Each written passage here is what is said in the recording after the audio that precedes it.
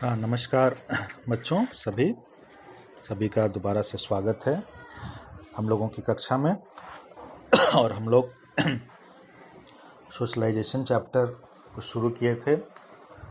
Socialisation के स्वरूप, socialisation के कैरेक्टरिस्टिक्स और इसकी परिभाषाओं की चर्चा किए, परिभाषाओं को समझा हमने, इसके स्वरूप को समझा और जो मुख्य इसके फीचर्स हैं, इसके जो मुख्य कैरेक्टरिस्टिक्स हैं, उसका हम लोग डिस्कशन कर रहे थे। तो लास्ट क्लास में हम लोगों ने सोशलाइजेशन की आदर्श परिभाषाएं, इसके स्वरूप और इसके मुख्य फीचर्स में जो एक बहुत महत्वपूर्ण फीचर है कि जिस सोशलाइजेशन का एक प्रमुख घटक सीखना है, उसकी चर्चा हम लोगों ने पूरा कर लिया था।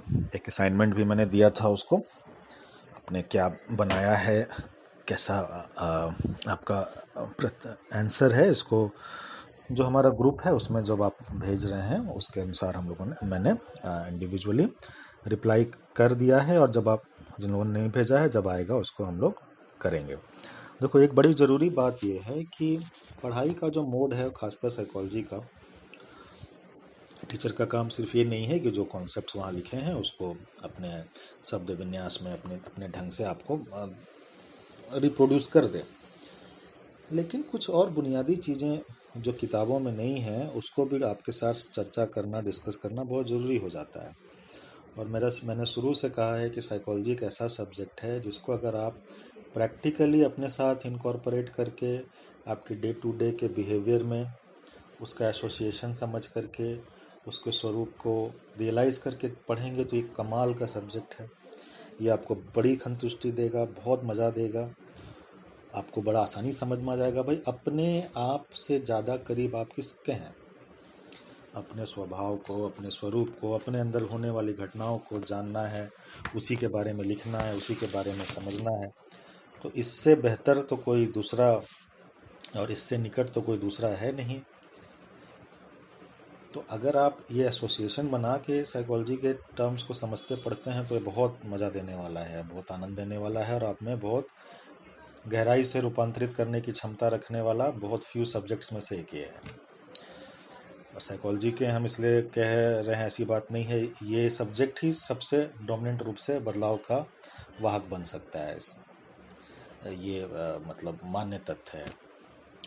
लेकिन अगर आपने इसको थोड़ा ऐसे रट करके बिना समझे दिमाग में बैठाने की कोशिश की तो ये मिस करेगा आपको, ये आपका नहीं हो पाएगा।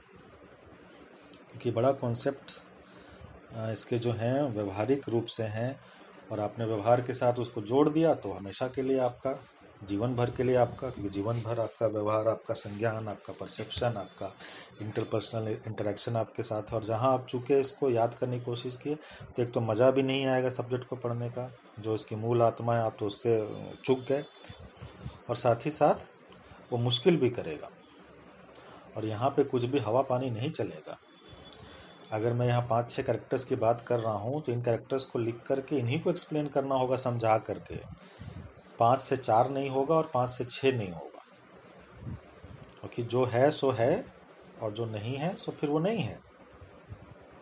हाँ, आपको जो नहीं है, आपकी अगर विशेष प्रतिभा है कि आप अपने कॉग्निटिव एबिलिटी से उसको एसोसिएट कर दें, कुछ कनेक्शन निकाल दें, तो भाई उसको तो हम अप्रिशिएट करेंगे, क्योंकि वो इंडिकेट कर रहा है कि भाई आगे जा कर के आप कुछ नई थियरीज, कुछ नए कॉन्सेप्ट, कुछ नए हाइब्रिड कॉन्सेप्ट्स, 2-3 कॉन्सेप्ट्स को मिलाकर कुछ नई तरह की चीज़ों की बात कर सकने वाले मोड में है। And I always appreciate the creativity का विकास अगर स्टूडेंट्स में हो, और उस डोमेन हमारा हिस्सा है, क्रिएटिविटी हमारे सिलेबस का हिस्सा है, हम लोग उसको इनकलकेट कर सकें, हम लोग उसको अपने लाइफ में उसको उभारने का कुछ मैकेनिज्म सीख सकें तो बहुत अच्छी बात है। लेकिन वो अभी बड़ी बात है ना, वो थोड़ा कठिन है, साधना से आएगा।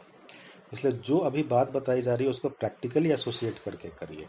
इसलिए मैंने पिछले बार जो आपको असाइनमेंट दिया था, जिन लोगों ने नहीं किया है काइंडली उसको जमा कीजिए, बनाइए, तभी वो आपका हो पाएगा, तभी वो समझिए कि आप चैप्टर को समझ पा रहे हैं। एनीवेज, तो अब आगे बढ़ाते हैं। और आज हम लोग सोशलाइजेशन के दूसरे और जो अन्य प्रमुख इसके कैरेक्टरिस्टिक्स हैं, मेन इसके जो गुण हैं, इसके जो फीचर्स हैं, तीनों एक ही चीज़ है, कंफ्यूज नहीं होना। कैरेक्टरिस्टिक्स, गुण, फीचर, उसके बारे में चर्चा करेंगे। तो दूसरा जो फीचर है कि इसका जो नेचर है सोशलाइजेशन का, वो डायनामिक है, वो गतिशील है। शब्द अगर गतिशील है, वो चेंज होने वाला जैसा है। इसका क्या मतलब है, अब इसको हम लोग समझते हैं। गतिशीलता से तात्पर्य ये है कि सोशलाइजेशन हमेशा एक तो अपने आप में चलती रहेगी प्रक्रिया, अलग अलग फेजेस में आप जाएंगे एज के, साइकोसेक्सुअल स्टेजेस ऑफ डेवलपमेंट के लिहाज से सोचें तो स्टेजेस में जब जाएंगे तो अलग अलग तरह के नॉर्म्स के साथ आपको आत्मसात करना होगा। साथ ही साथ सामाजिक सांस्कृतिक मानक जो हैं सोसाइटी के, सोशलाइजेशन यही ना है कि जो समाज के संस्कृति के मानक हैं, समाज उनको अपने सदस्यों पे लागू करना चाहता है, उनको हिस्सा बनाना चाहता है, उनको इनके साथ इनकॉर्पोरेट करना चाहता है। तो जो हमारे मानक हैं समाज के, सोसाइटी के, वो भी बदलते हैं। डायनामिक कहने से तात्पर्य यहाँ है कि जो मानक हैं वो भी बदलते हैं। आप मान लो एक व्यक्ति जो 45 साल की उम्र का है, जब वो जन्म हुआ उसका, जब वो 5-7 साल का था, उस समय जो भारतीय संदर्भ में बात करें, भारतीय संदर्भ में जो मानक थे समाज के, स्त्रियों के कार्य करने को लेकर, विधवा पुनर्विवाह को लेकर, स्त्रियों के कुछ खास तरह के कार्य जैसे गाड़ी चलाना, ट्रेन चलाना, प्लेन चलाना, फाइटर जेट चलाना, दहेज को लेकर के, भ्रूण हत्या को लेकर के, ये सारे मानक बदले हैं। आज से 40 साल पहले जो थे वो अब नहीं है, अब दूसरे तरह के हैं। मतलब एक गतिशीलता है नॉर्म्स में, एक बदलाव है मानकों में। तो जब हम कहते हैं कि सोशलाइजेशन का एक मुख्य गुण है कि गतिशीलता का होती है, इसमें डायनामिज्म होता है, तो इससे तात्पर्य यही है कि समाज के मानक गतिशील हैं, समाज के मानक में चेंज आता है, बदलाव आता है, उसमें कन्वर्सन होता है। तो जैसे ही वो डायनामिज्म आएगा, गतिशीलता आएगी, तो वो सोशलाइजेशन को भी फिर प्रभावित करेगा। कई बार अच्छा अभी एक एग्जाम्पल लेते हैं। मेरा तो हमेशा ही होता है कि एकदम रेलेवेंट टॉपिक से एग्जाम्पल लेना चाहिए। चलो याद करते हैं, मार्च हाँ चलो 10 मार्च 2021 को कोरोना के जो वैक्सीन है, इसको लेकर के हमारे समाज के बीच में क्या मानक था। एक बड़ा तबका जो था वो इसको लेकर उदासीन था। सरकार को अलग अलग ढंग से प्रोत्साहित करना पड़ रहा था। वैक्सीन की उपलब्धता प्रचुर थी। जिस सेगमेंट के लिए वो नोटिफाई किया गया था वो लोग लेना नहीं चाह रहे थे। वजह, कोरोना का प्रभाव काफ़ी हद तक नियंत्रण में दिख रहा था, लेकिन वो तूफान के पहले की शांति थी, इसका अंदाज़ा नहीं लगा पाए हम लोग। और लोगों को लगा कि फिर वैक्सीन का ये दुष्प्रभाव, वो तरह की बातें, ऐसी बातें कि हंसी आएगी, तो भाई इससे नपुंसकता हो जाएगी, ये किसी खास पार्टी विशेष का एजेंडा है, तमाम तरह की बातें।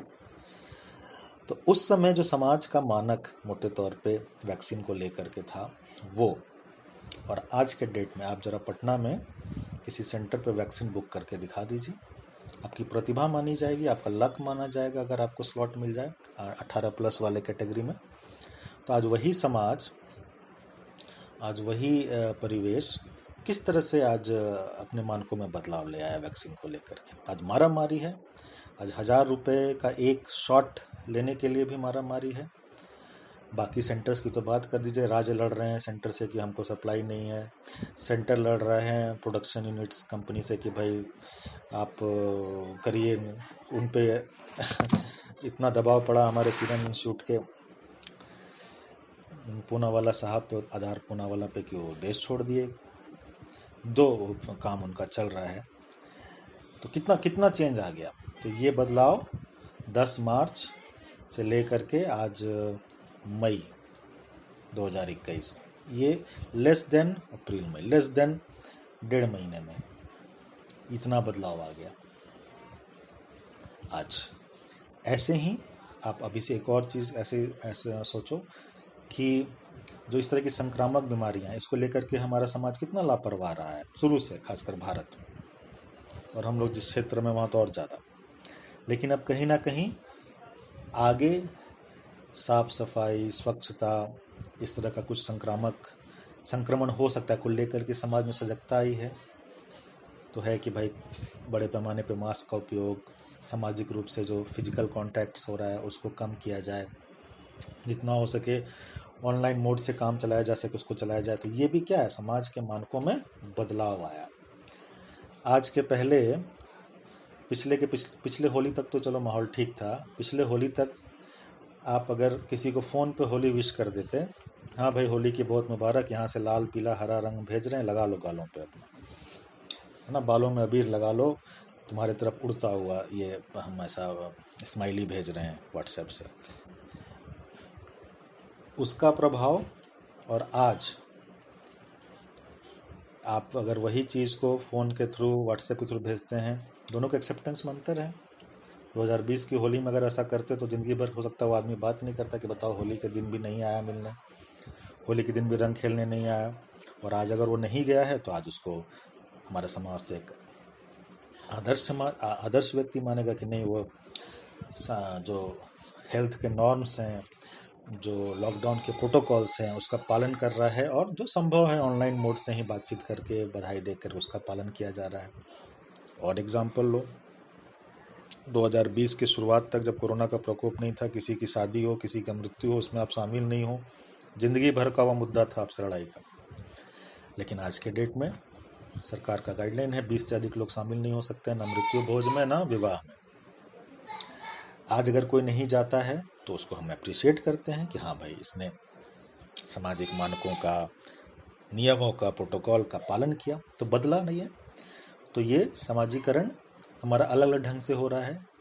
पहले कुछ अलग ढंग से चीज़ों को सिखाया जा रहा था हमको, समाज अलग ढंग से दबाव डाल रहा था, आज अलग ढंग से दबाव डाल रहा है। ऐसे ही स्त्रियों की शिक्षा को लेकर के बहुत बदलाव आया। जातिगत व्यवस्था में जो कुछ चीज़ें हैं उनको लेकर के भी बदलाव आया। भाषाई विविधता को लेकर के बदलाव आया। चाइना के प्रति दृष्टिकोण को लेकर के बदलाव आया कोरोना पीरियड में। तो ये समाज के जो मानक हैं, मानतंत्र हैं, बदलते हैं और उस बदलाव से डायनामिज्म उत्पन्न होता है। तो ये मतलब हुआ सोशलाइजेशन के डायनामिक एस्पेक्ट का। एक और इसमें दूसरा इम्पोर्टेंट पक्ष वो ये है कि एक सोसाइटी का जो नॉर्म्स होता है दूसरे सोसाइटी के नॉर्म्स अलग अलग होते हैं। हमारे भारत में ही बिहार के जो सोसाइटल नॉर्म्स हैं वो महाराष्ट्र के नॉर्म से अलग होंगे, महाराष्ट्र के लक्षद्वीप से अलग होंगे, लक्षद्वीप के लद्दाख से अलग होंगे। तो ये सोशलाइजेशन का जो मोड्स हैं, सोशलाइजेशन का जो सेट पैटर्न है, वो अलग अलग परिस्थितियों में और अलग अलग भौगोलिक क्षेत्र में भी बदलता है, चेंज होता है। इसके बहुत सारे कारण हो सकते हैं, जैसे पहनावा ओढ़ावा के तरीके में जो बदलाव है तो कई बार पर्यावरणीय कारकों के कारण होता है, कई बार सांस्कृतिक कारकों के कारण होता है। जैसे कोई बहुत गर्म प्रदेश है तो वहाँ पे कपड़े पहनने का जो होगा पैटर्न वो अलग होगा, कोई बहुत ठंडा प्रदेश है वहाँ पे अलग होगा। कोई बहुत खुली संस्कृति है तो वहाँ पे पहनावा ओढ़ावा का पैटर्न अलग होगा। कोई थोड़ी रूढ़िवादी संस्कृति ज़्यादा है तो वहाँ पे पैटर्न अलग होगा। अमेरिका में विवाह को लेकर के, विवाह से पूर्व स्त्री पुरुष के संबंध को लेकर के अलग पैटर्न है। वही अमेरिका का कोई व्यक्ति जब हिंदुस्तान में आता है तो यहाँ पे एक अलग ढंग से सोशलाइजेशन उसका होता है। हिंदुस्तान का व्यक्ति जब अमेरिका जाता है तो इन मुद्दों पे अलग ढंग से सोशलाइजेशन होता है। तो ये सारी चीज़ जो है डायनामिज्म को, गतिशीलता को दर्शाती हैं। तो गतिशीलता कहने से सोशलाइजेशन का यही तात्पर्य है। तो ये हुआ दूसरा मुख्य पॉइंट। तीसरा, सोशलाइजेशन कल्चरल एसिमिलेशन और कल्चरल ट्रांसमिशन का सबसे प्रभावी और सबसे स्ट्रॉन्ग माध्यम है। सांस्कृतिक आत्मीकरण और क्या कहेंगे, सांस्कृतिक ट्रांसमिशन मतलब एक संचरण, सांस्कृतिक संचरण, एक जगह से एक व्यक्ति से दूसरे व्यक्ति में, एक पीढ़ी से दूसरी पीढ़ी में बढ़ाने का, ले जाने का सबसे प्रमुख, संस्कृति को जीवित रखने का, संस्कृति को चलायमान रखने का सबसे प्रमुख माध्यम जो है सोशलाइजेशन में। यहाँ देखो दो चीज़ हैं। सोशलाइजेशन के द्वारा कल्चरल एसिमिलेशन होता है, मतलब जो व्यक्ति समाज का जो हिस्सा है, समाज का जो अंग है प्राणी, वो सबसे पहले समाज के कल्चर को, संस्कृति को आत्मसात करता है, उसका हिस्सा बनता है, उसको ग्रहण करता है, इनकॉर्पोरेट करता है अपने अंदर, एंड देन उस इनकॉर्पोरेशन को फिर अगली पीढ़ी तक ट्रांसमिट करता है, उसको भेजता है, उसको प्रोपगेट करता है। एक बच्चे के रूप में हमने अपने समाज के हिस्से का सोशलाइजेशन कर दिया। वो बच्चा कल को विवाह करेगा, फिर अपने बच्चों को जन्म देगा, अपने नाती पोतों, है ना, सेकेंड जनरेशन को जन्म देगा। उन सारे जनरेशन में, अपने बच्चों, अपने नाती पोतों में फिर वो संस्कृति के उन्हीं तत्वों को डालेगा, प्रोपगेट करेगा। और इस डालने से, इस प्रोपगेट करने से संस्कृति का क्या हुआ, वो व्यक्ति की चलो औसत आयु 60-65 साल 70 साल है, उसके बाद उसकी मृत्यु हो गई, लेकिन संस्कृति चलायमान रहेगी। संस्कृति के जो तत्व हैं वो फिर समाज में दिखते रहेंगे, क्योंकि उस व्यक्ति ने संस्कृति के उन सारे एस्पेक्ट्स को अपने से आगे बढ़ा करके ट्रांसमिट कर दिया जनरेशन में। तो एक जनरेशन से दूसरी जनरेशन तक संस्कृति के आवागमन का माध्यम सोशलाइजेशन के द्वारा ही होता है। अब आप एक सपोज करो, एक पूरी पीढ़ी है ना, एक पूरी पीढ़ी में सोशलाइजेशन नहीं हुआ, जीरो हो गया, उसने सोशलाइजेशन की प्रक्रिया को ही बंद कर दिया। जैसे ही वो पीढ़ी में बंद होगा, वो पीढ़ी तो सोशलाइज नहीं होगी और उसके आगे भी सोशलाइज नहीं होगी, क्योंकि आगे का जो सोशलाइजेशन है, आगे का जो सामाजिकरण है, वो डिपेंड करता है कि पहले स्टेज में सोशलाइजेशन जो हुआ है, जो सीखा गया, उसी को आगे हम प्रोपगेट करते हैं। तो जब सीखा ही कुछ नहीं, तो आगे प्रोपगेट करने के लिए कुछ नहीं, तो संस्कृति का जो संचरण है वो बंद हो जाएगा। तो ये बड़ा इम्पॉर्टेंट चीज़ है कि सोशलाइजेशन की पूरी प्रक्रिया ही सांस्कृतिक मानकों और सांस्कृतिक मूल्यों को, संस्कृति को इटसेल्फ, मानक मूल्य क्या कहना है, संस्कृति को इटसेल्फ जो जीवित रखती है। जैसे भारतीय संस्कृति है, पश्चिमी संस्कृति है, मिस्र की है, मेसोपोटामिया की है, चीन की सभ्यता थी, वो सब तो खत्म हो गई। हमारे संदर्भ में तो और ये महत्वपूर्ण है। एग्जैक्ट डेट तो भाई हमारे जितनी पढ़ने लिखने की समझ है, हमें अभी तक एग्जैक्ट डेट नहीं समझ में कि भारतीय संस्कृति के उद्गम को कब से माना जाए, 5000, 5500 साल या उससे भी प्राचीन।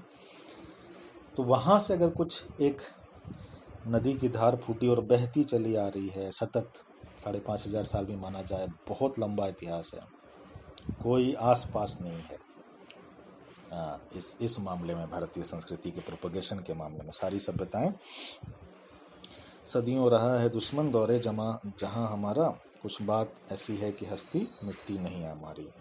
मिस्र, मेसोपोटामिया, रोमन, ओटोमन सब आए गए, खत्म, लेकिन ये संस्कृति चलायमान रही। या कोई भी जो संस्कृति पिछले 500 साल, 1000 साल, 2000 साल से भी चल रही है, 1400 साल से भी चल रही है, तो वो चलायमान रहे, उसके तत्व चलायमान रहे। तो वो क्यों रहे? क्योंकि समाजीकरण की प्रक्रिया वहाँ हो रही थी। तो ये तीसरी मुख्य विशेषता है। अब चौथी विशेषता पे आते हैं, और चौथी विशेषता ये है कि सोशलाइजेशन के कारण हर एक व्यक्ति में, जो उस समाज का अंग है, उसके अंदर अपनी आइडेंटिटी या जिसको अहम कहते हैं उसका विकास होता है। एक व्यक्ति समझ पाता है कि वो क्या है, क्या नहीं है। एक व्यक्ति अपने आप को दूसरे से डिस्टिंग्विश कर पाता है। व्यक्ति, अब देखो यहाँ पे जो टर्म ईगो है वो सोशल साइकोलॉजी के ढंग से है, ये साइको एनालिसिस के ढंग से नहीं है, सिगमंड फ्राइड के ईड ईगो, सुपर ईगो वाला नहीं। यहाँ अहम से तात्पर्य है कि अपने बारे में संज्ञान होना कि हम ये हैं, हम ये बने, हम ये नहीं बन पाए, हम ये बने, और हम ये जो बने हैं दूसरों से इस तरह से अलग हैं और दूसरे हमसे इस तरह से अलग हैं। जैसे आप सोशलाइजेशन के तहत स्त्री पुरुष का विभेद सीखते हैं। स्त्रियां समझती हैं ना कि हम भाई स्त्री हैं, हम पुरुष नहीं हैं। कुछ विशेषताओं के कारण हम स्त्री हैं, ऐसे ही पुरुष समझता है कुछ विशेषताओं के कारण हम पुरुष हैं और हम स्त्रियों से भिन्न हैं। कुछ विशेषताओं के कारण वृद्ध समझता है कि हम वृद्ध हैं, हम बच्चों से भिन्न हैं। बच्चे समझते हैं कि वो बच्चे हैं, दूसरों से भिन्न हैं। पढ़ा लिखा व्यक्ति समझता है कि वो नहीं पढ़े लिखे व्यक्ति से भिन्न है। ऐसे ही वर्ग संघर्ष जब होता है तो एक वर्ग अलग अलग आधार पर वर्ग बने हुए हैं, है ना। कहीं पे सिर्फ त्वचा के रंग के आधार पर ही है, कहीं पे किसी खास धार्मिक पद्धति के आधार पर है, कहीं पर किसी भाषा के आधार पर है, कहीं पे किसी स्थान विशेष पे रहने के आधार पर है, कहीं पे किसी खान पान के आधार पर है। तो हम इस तरह के हैं। हमारा जो आइडेंटिटी है उसका निर्माण सोशलाइजेशन के कारण ही हुआ है। तो व्यक्ति के अंदर उसके सेल्फ का निर्माण, उसके अहम का निर्माण, थोड़ा सा हिंदी इंग्लिश में दिक्कत हो जाता है। सेल्फ का एग्जैक्ट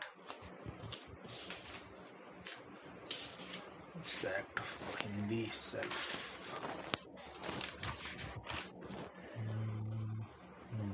आत्म, अहम से ज़्यादा आत्म शब्द ज़्यादा एग्जैक्ट होगा। उसके आत्म का निर्माण, उसके सेल्फ आइडेंटिटी का निर्माण का तरीका सोशलाइजेशन से ही होता है। सोशलाइजेशन के कारण ही व्यक्ति ये समझ पाता है कि वो फलां है, वो फलां किस्म का है। अरे भाई, बिल गेट्स का सेल्फ और एक बिलो पॉवर्टी लाइन का सेल्फ अलग अलग होगा, ये कहाँ से आया? Because of socialization. एक शहर में रहने वाले, मेट्रोपॉलिटन सिटी में रहने वाले का सेल्फ और एक बिल्कुल गांव में रहने वाले व्यक्ति का अपनी को लेकर आइडेंटिटी अलग अलग होगी। कहाँ से आया? सोशलाइजेशन के कारण। एक नेता का सेल्फ, एक कृषक का सेल्फ अलग अलग होगा, अपने बारे में आइडेंटिटी अलग अलग होगी। तो ये भी कहाँ से आया? सेल्फ के कारण, सोशलाइजेशन के कारण। तो सोशलाइजेशन ही वो प्रक्रिया है जिसके कारण व्यक्ति में अपनी आइडेंटिटी और उसके सेल्फ का निर्माण होता है। तो ये हुई सोशलाइजेशन की चौथी मुख्य विशेषता। अच्छा, अब आखिरी मुख्य विशेषता पे आते हैं। इसको लेके थोड़ा बहुत विवाद रहा शुरू में, लेकिन अंततः आज के दिन में ये सर्वमान्यता है कि ये सोशलाइजेशन जो है it's continuous and life long process. कुछ लोगों का मत था कि नहीं, कुछ टाइम स्पेसिफिक तक होता है, उसके बाद बंद हो जाता है। बट आज के डेट में मान्य तथ्य ये है कि जन्म से लेकर जब तक आप जीवित हैं तब तक आपका सोशलाइजेशन हो रहा है। मृत्यु के समय का भी व्यवहार आप मृत्यु के समय पहुंचकर ही सीखते हैं। शादी के समय का व्यवहार शादी के समय, शादी होने के बाद सीखते हैं। नौकरी पेशा होने का व्यवहार, नौकरी पेशा के होने का जो आइडेंटिटी है उसको आप नौकरी पेशा होने के दौरान, नौकरी पेशा होने के बाद सीखते हैं। तो सोशलाइजेशन का जो प्रोसेस है वो आपके जन्म से शुरू हुआ, आपके पहले सांस लेने से, और जब तक आप उस समाज के अंग हैं और जीवित हैं तब तक वो प्रक्रिया चलती रहती है। क्योंकि सोशलाइजेशन को सिर्फ सोचना नहीं है, उसको आपको व्यवहार में लाना पड़ता है, उसको आपको जीना पड़ता है। तो मृत्यु के समय किस तरह का व्यवहार करना है, मृत्यु के समय किस पैटर्न को शो करना है, वो समाज आपको उसी समय सिखाएगा। हम लोग बड़े होते हैं तो 5 साल के उम्र तक का व्यवहार समाज सिखाता है अलग ढंग से, 12 साल की उम्र का व्यवहार समाज अलग ढंग से सिखाता है, 30 साल की उम्र का व्यवहार अलग ढंग से सिखाता है, शादी के बाद का व्यवहार अलग ढंग से। हर बच्चे हो जाते हैं फिर हमारा व्यवहार का पैटर्न अलग समाज बताता है कि अब आपको ऐसा करना है। फिर बच्चों के बच्चे हो जाते हैं तब फिर व्यवहार के पैटर्न में ये बदलाव आना चाहिए। आप देख लो ये जो पूरा परिवर्तन है, जो पूरा बदलाव है, ये कंटिन्यूअस प्रोसेस है और हर दिन हर समय कहीं ना कहीं छोटे या बड़े रूप से घटित होते रहता है। कुछ मेजर चेंजेस जब लाइफ में होते हैं, जैसे अब आप शादीशुदा नहीं थे, शादीशुदा हो गए, नौकरी पेशा नहीं थे, स्टूडेंट थे, उससे अब नौकरी पेशा हो गए, ग्रैंड पेरेंट्स बन गए, आप किसी बड़े पद पे चले गए। तो इन सारे में मेजर चेंजेस होता है, लेकिन हर दिन हर परिस्थिति का, हर समय का व्यवहार समाज हमको सिखाता है, और ये सतत चलने वाली प्रक्रिया है और एक कंटिन्यूअस प्रोसेस है। तो सोशलाइजेशन ताउम्र, जिंदगी भर चलने वाली, जिंदगी भर आपके साथ, और आप, ऐसा कहा जा सकता है कि आप जीवित हैं तब तक सोशलाइज हो रहे हैं। हाँ, जिस समय मौत हो जाएगी तब समाज डायरेक्ट आप पे प्रभाव नहीं डाल पाएगा, लेकिन आप देखो मरने के समय का रिचुअल्स भी अलग अलग है। मिस्र में अलग ढंग से होता है मृत्यु का रिचुअल्स, हिंदुस्तान में अलग ढंग से होता है, श्रीलंका में अलग ढंग से होता है। तो उस समय का व्यवहार, उस समय का पैटर्न, ये हम जब उस स्टेज में पहुंचते हैं तभी सीखते हैं। तो अलग अलग स्टेज में हम उम्र के अलग अलग पड़ाव पे पहुंचते हैं, और उन सारे पड़ाव पे सोशलाइजेशन जो एक सतत प्रक्रिया की तरह चलते रहता है। तो इससे यही निष्कर्ष निकला कि this is a continuous and life long process. So with this discussion हम लोग सोशलाइजेशन के पूरे स्वरूप के बारे में, इसके पूरी विशेषताओं के बारे में, इसकी परिभाषा के बारे में, इसके कैरेक्टरिस्टिक्स के बारे में समझ लिए। अब आपका असाइनमेंट है, एक तो पहला था वो, दूसरा ये कि जो मैंने अभी 5 पॉइंट बताए हैं, इन 5 पॉइंट को अपने लाइफ में एग्जाम्पल, अपने लाइफ का, अपने इंडिविजुअल लाइफ का एग्जाम्पल बना करके, कि भाई जो डायनामिक है, चेंजेस आपकी इंडिविजुअल लाइफ में कैसे कैसे आया सोशलाइजेशन के तहत। कल्चरल एसिमिलेशन का जो पार्ट है वो आपके लाइफ में कैसे आया, आपके अपने इंडिविजुअल लाइफ में, जनरल डिस्कशन है। कल्चरल ट्रांसमिशन का आप अभी तो उस मोड में नहीं हैं, लेकिन कैसे करेंगे, आपके अंदर आत्मन या आपकी आइडेंटिटी, आपके सेल्फ का विकास कैसे हुआ, और आप इसको कंटिन्यूअस और लाइफ लॉन्ग प्रोसेस कैसे मानते हैं। इन सारी चीज़ों को, जो 5 पॉइंट्स हैं, और सबसे पहला वाला कि ये मोड ऑफ लर्निंग है, एक प्रमुख घटक इसका, इन सारे पॉइंट्स को आपको अपने साथ, अपने व्यक्तिगत जीवन के साथ एसोसिएट करते हुए इसके आंसर्स को लिखना है, और फिर चर्चा के लिए हमारे साथ साझा करना है। और जैसा देखो, हम तो बता दिए जो बताना है, अब इसको आपने कैसे समझा, सही समझा या कुछ गलत समझ लिया या बहुत ही गलत समझ लिया या बहुत अच्छे से समझा, ये सब तो तब पता चलेगा जब आप अपने एग्जाम्पल्स को रखिएगा। और वो एग्जाम्पल्स कैसा है, बिल्कुल आपका अपना, आपके अपने जीवन का। तो ये चीज़ों को करके हमारे साथ साझा कीजिएगा, और फिर जो भी करेक्शंस होगा, जो भी उसमें बदलाव होगा, बताया जाएगा। और इसके बाद जो है नेक्स्ट चैप्टर हम लोग करेंगे फैक्टर्स अफेक्टिंग सोशलाइजेशन, मतलब क्या क्या समाज के वो तत्व हैं जिससे सोशलाइजेशन की प्रक्रिया प्रभावित होती है, और सोशलाइजेशन की प्रक्रिया समाज कैसे करता है, कैसे लागू करता है, किन किन चैनल से, किन किन मोड से, जिसमें परिवार है, पीयर ग्रुप है, स्कूल है, कॉलेज है, वर्क प्लेस है, आपकी रिलीजियस आइडेंटिटी है, आपका ग्रुप बिलोंगिंगनेस है, आपकी पॉलिटिकल बिलोंगिंगनेस है। ये सारी चीज़ें कैसे आपके अंदर सोशलाइजेशन करती हैं, समाजीकरण करती है, इसको हम लोग आगे की जो हमारी क्लास होगी उसमें हम लोग डिस्कस करेंगे। तो आगे का क्लास के लिए भी ये चीज़ों को पहले से थोड़ा सा पढ़ना होगा, ताकि जब हम बताएं तो आपको समझ में आए। नहीं तो फिर हमारे ऐसा लगता होगा कि एक ही बात सर बोलते हैं, लेकिन कुछ खास बात जो ज़रूरी है उसको बार बार बोलना पड़ता है। हम तो ये कह दिए, कई बच्चे सुनेंगे, यूट्यूब पे भी ये जाएगा, लेकिन उसमें से किसने finally at the end of the lecture क्या सीखा, क्या समझा, वो इसी पे निर्भर करेगा कि वो लेक्चर ख़त्म होने के बाद जो चीज़ कहा गया उसको कितना कर रहा है, और अगले लेक्चर के लिए जो तैयारी के रूप में कहा गया उसको कितना करके आ रहा है। इसलिए ये जो रूटीनली हम कहते हैं ये ज़रूरी है, इसलिए इसको रूटीन में रखा गया है। क्योंकि मैंने बहुत क्लियरली मैं बोल रहा हूँ, 3 साल 4 साल से आज पढ़ाते पढ़ाते ये लगता है कि इतनी सारी बात कहने के बाद भी फाइनली जब आपको लिखने का हो, जब मैं कुछ सवाल पूछता हूँ तो टैबुला रोसा हो जाता है। जब कि मेरा स्लेट अभी बिल्कुल खाली, अभी तो कुछ लिखा ही नहीं गया इस पर।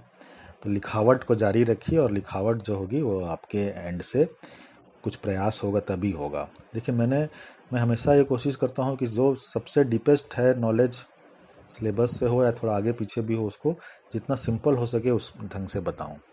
लेकिन थोड़ा सा आपको उसके साथ में प्रयास करना होगा, तभी वो आपके अंदर जाएगा। चलिए, तो इसके साथ ही with all this, thank you very much for your patience, और फिर अगली क्लास में हम लोग मिलेंगे।